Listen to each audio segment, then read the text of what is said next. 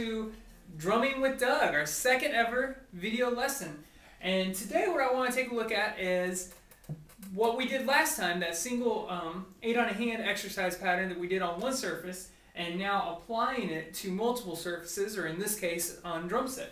So since this is kind of our first time behind the kit, I want to talk about some of the differences here, some of the things that I think are important to be aware of as you're practicing drum kit. Of course, I could make this a 15-hour lesson and not get to everything I want to, so I'm going to try to kind of convince it and just touch on some couple key points, and as more lessons come out, we'll explore stuff a little more in depth.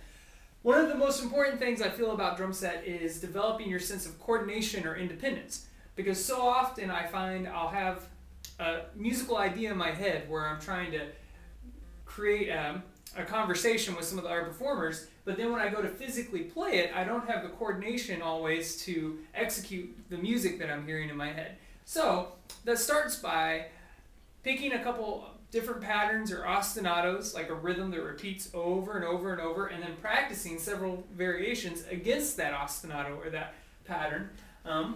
What I want to look at today is putting that ostinato, or that consistent rhythm, in our feet. So we're going to start with a very basic one. I want you just to play quarter notes on the bass drum that sound like this. 1, 2, 3, 4.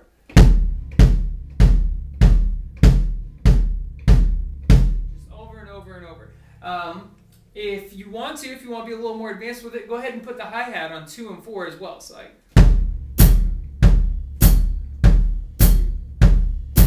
cool. So the first step is taking the exercise we were doing before and just adding that element to it, and not letting our feet disrupt what's going on with our hands. So to review what we did with our hands and go ahead and add the feet, let's just go ahead and play that 8 on a hand exercise from lesson 1. 1, 2, ready,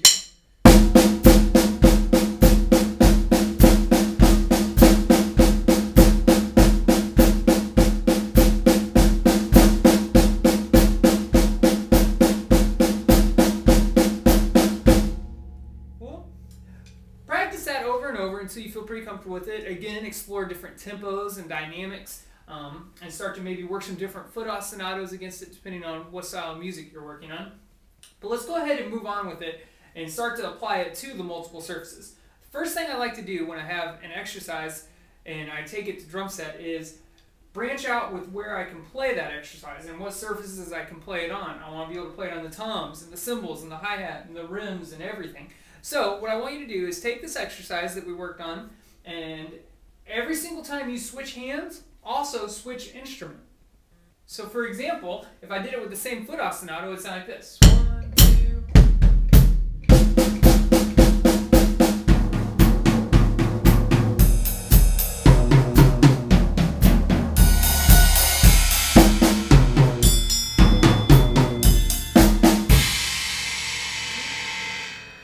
Now, the areas or surfaces you choose to play on should be random. You should improvise them. You should just move where your body's telling you to move. But explore things that feel a little uncommon sometimes, like having your right hand cross over here or having your left hand cross over here. Also be aware of where you strike the drum.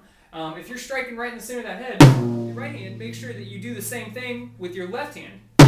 Every single time you go to that drum, that you're putting it in the same spot, or on the cymbal, or on the bell, whatever, wherever you're looking to play with your accuracy.